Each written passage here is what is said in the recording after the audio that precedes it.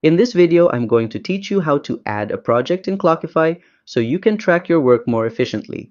Setting up projects keeps your time tracking, organized, and clear. Let's get started. Open the Clockify application or go to app.clockify.me and sign into your account. Make sure you're using the correct workspace where you want to add the project.